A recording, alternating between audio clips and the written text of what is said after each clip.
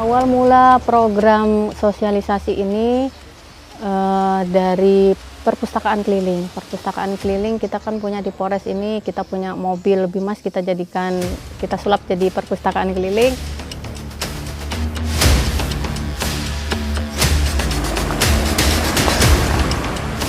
Jadi kita pingin dari sekolah dulu, kira-kira permasalahan yang paling sering terjadi di anak-anak itu apa? Jadi kita mau mengurangi dulu yang permasalahan di sekolah. Yang perempuan, tolong dijaga badannya.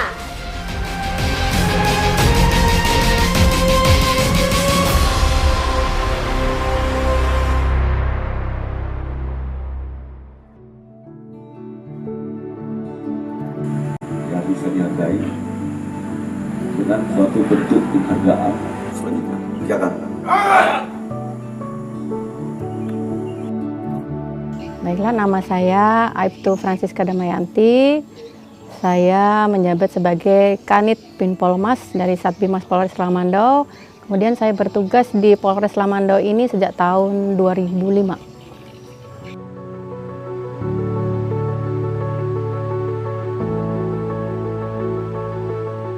Aktivitas sehari-hari biasanya kalau memang ada jadwal untuk ke TK, saya laksanakan sosialisasi ke TK dalam bentuk perpustakaan keliling. Kemudian kalau ada jadwal ke SD juga, kita mungkin ada 2 kegiatan. Kalau ke SD biasanya hari Senin kita upacara bendera, kemudian ada juga lain waktu, biasanya hari Kamis kita laksanakan sosialisasi di dalam kelas.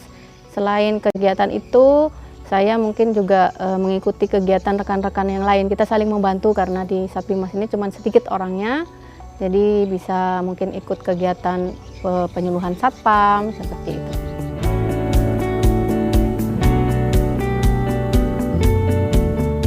Awal mula program sosialisasi ini dari perpustakaan keliling. Perpustakaan keliling kita kan punya di Polres ini, kita punya mobil Bimas, kita sulap jadi perpustakaan keliling.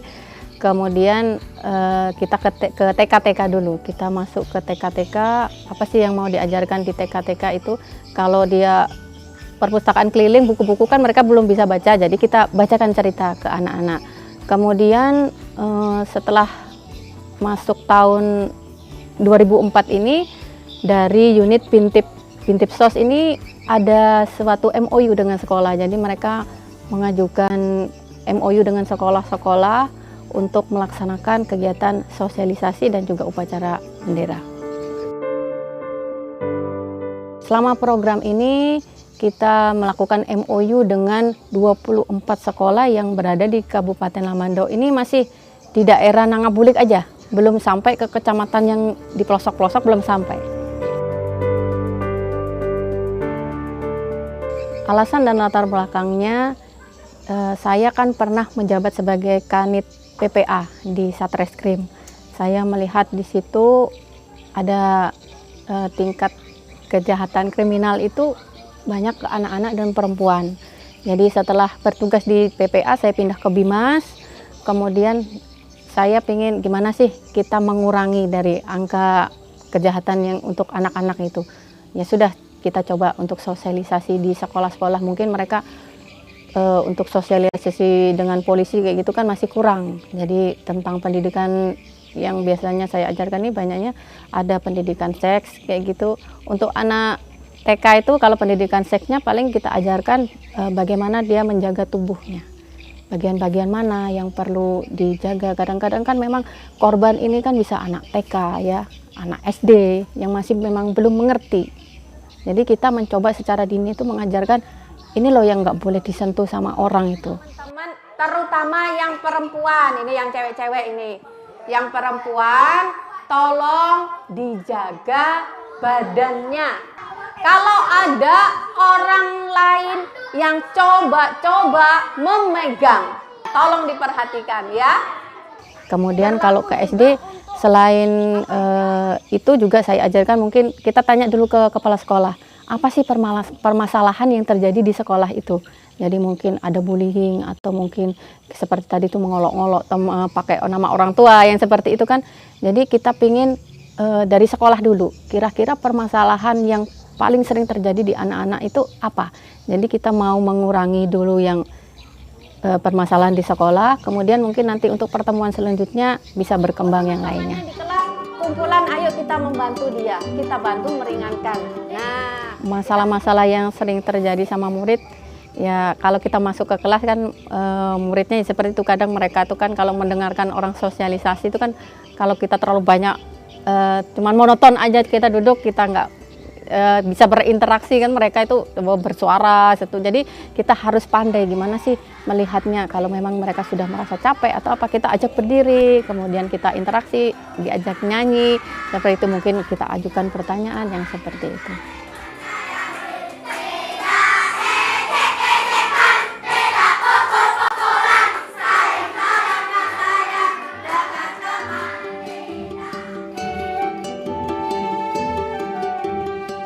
Banyaknya kasus kekerasan perempuan dan anak di Kabupaten Lamando, di mana di tahun 2022 kasus kekerasan anak dan perempuan di Kabupaten Lamando ada sebanyak 45 kasus. Dan ini tidak semua kasus bisa terselesaikan karena masih ada dalam lidik dan lain sebagainya.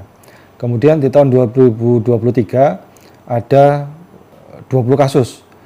Jadi saking banyaknya kasus tersebut sehingga Satuan Bimas Polres Lamando dalam hal ini diawaki oleh Bu Aibtu Francisca sangat konsen memberikan penyuluhan tentang bagaimana cara menghindari supaya jangan sampai terjadi kasus kekerasan baik perempuan dan anak.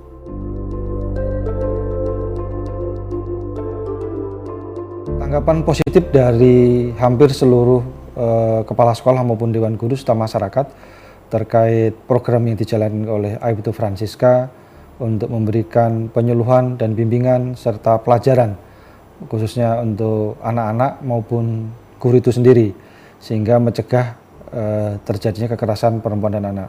Kita melihat perbandingan kasus dari 2022 ke 2023 di hampir 50% menurun, sehingga ini sangat diharapkan dari Dinas Pendidikan terutama untuk selalu memberikan penyuluhan di sekolah-sekolah yang dipandang perlu sehingga menyebabkan angka penurunan kekerasan perempuan anak ini di Lamando semakin menurun.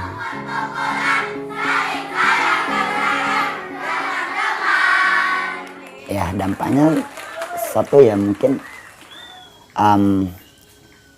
untuk anak-anak itu biasanya kan dia kalau dengan pihak para kepolisian itu kan ada rasa takut ya masih ya. Jadi ketimbang dengan Bapak Ibu gurunya. Harapan kami dengan adanya kegiatan seperti ini memang betul-betul bisa anak-anak kami menerapkan apa yang sudah dinasihatkan oleh Bu Siska di kegiatan tadi.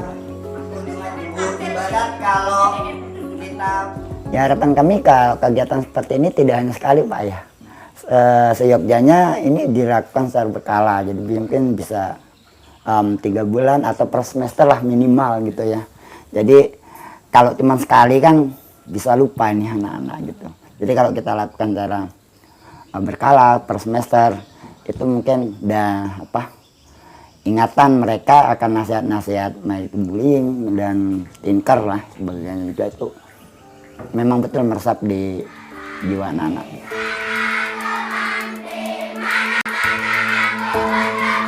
Kita jangan lelah untuk berbuat baik di mata masyarakat, sehingga dari situlah program ini atau program Bu Siska ini terus ditindaklanjuti dan dikembangkan. Apabila ada inovasi-inovasi lebih bagus lagi, mungkin nanti bisa dikembangkan oleh Bu Aibtu Francisca maupun kami selaku Kapolres untuk mendorong untuk pengembangan pembinaan kepada murid-murid maupun kepada masyarakat yang membutuhkan bantuan penyuluhan baik dari Aibtu Francisca maupun dari Satuan Bimas itu sendiri. Hambatan dan kesulitan itu mungkin kebanyakan kita di Medan, karena kan di Kabupaten Lamando ini tidak semua jalan kita lalui itu aspal ya, jalannya kan ada yang tanah, mungkin ada yang lubang, kayak seperti tadi itu banjir tempatnya seperti itu. Jadi kemungkinan dari transportasinya aja, perjalanan menuju ke sekolah itu aja.